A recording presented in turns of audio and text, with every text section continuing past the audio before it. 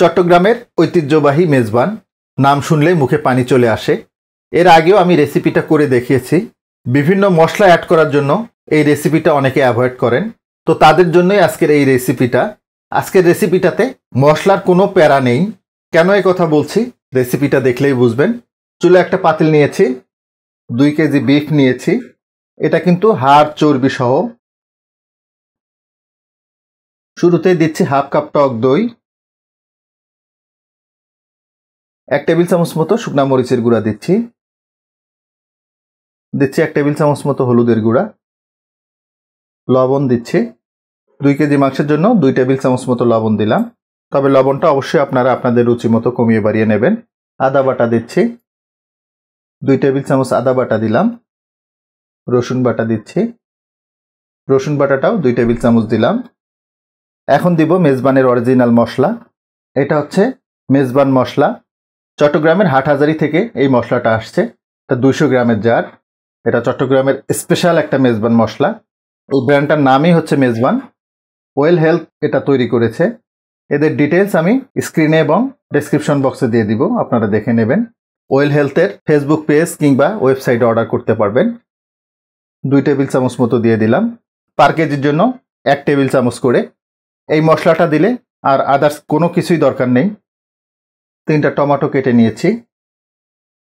2 cup মতো পেঁয়াজ কুচানো দিচ্ছি, 200 থেকে 250 গ্রাম হবে।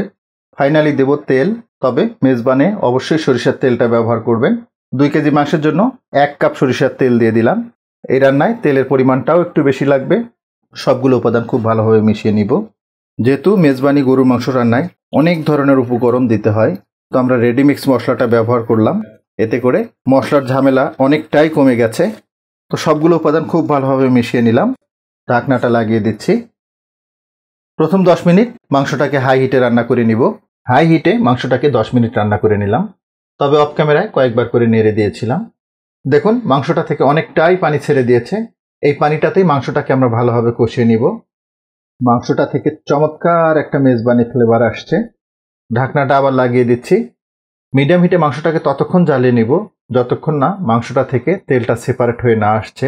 মিডিয়াম হিটে মাংসটাকে প্রায় 30 মিনিট মতো রান্না করে নিয়েছি, তবে অফ ক্যামেরায় কয়েকবার করে নেড়ে দিয়েছিলাম যাতে তলায় না লেগে যায়। দেখুন কত চমৎকারভাবে তেলটা সেপারেট হয়ে গেছে। আর এই তেল সেপারেটটাই ইন্ডিকেট করে মাংসটা খুব সুন্দরভাবে কষানো হয়ে গেছে। যদি অল্প পরিমাণে মাংস রান্না করেন তাহলে এই পর্যায়ে এসে চেক করবেন মাংসটা কতটুকু সিদ্ধ হলো। যদি দেখেন যে এটা আরও একটু সিদ্ধ করে নিতে হবে, তো সেই ক্ষেত্রে সামান্য একটু পানি অ্যাড করে এটাকে সিদ্ধ করে নিতে হবে। তবে পানিটা অবশ্যই গরম পানি দেবেন। আমি জাস্ট 1 কাপ মতো গরম পানি দিলাম। 1 কাপ মতো পানিতেই এই মাংসটা খুব ভালোভাবে সিদ্ধ হয়ে যাবে। মেজবানের মাংসটা খুব সুন্দর সফট হয়।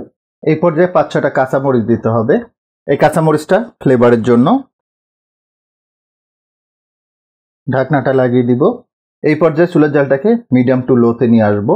মিডিয়াম টু লো হিটে মাংসটাকে আরও 10 মিনিট মতো রান্না করে নিলাম। কত চমৎকার একটা লুক চলে আসছে। রান্নার অলমোস্ট শেষ পর্যায়ে আমরা। এই পর্যায়ে সেই মেজবান মশলাটা থেকে 1 চা চামচ মতো মশলা দিয়ে দিব।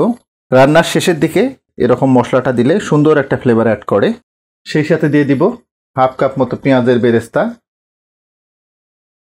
যে কোনো রান্নার কালার এবং টেক্সচার সেই রান্নাটার টেস্টকেই কিন্তু রিপ্রেজেন্ট করে।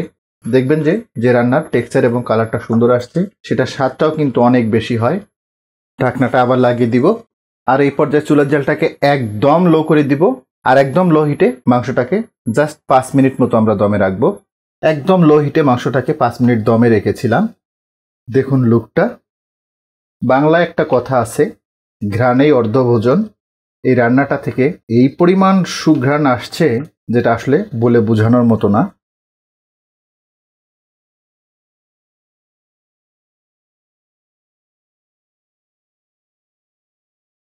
গ্রেভিটা দেখুন। এই তো হয়ে গেল শর্টকাটে মেজবানি রেডিমিক্স মশলায় মেজবানি মাংস। আশা করব রেসিপিটা আপনাদের অনেক ভালো লাগবে, আর ভালো লাগলে কিন্তু আমার সার্থকতা। তো আজকে এ পর্যন্তই। আল্লাহ হাফেজ।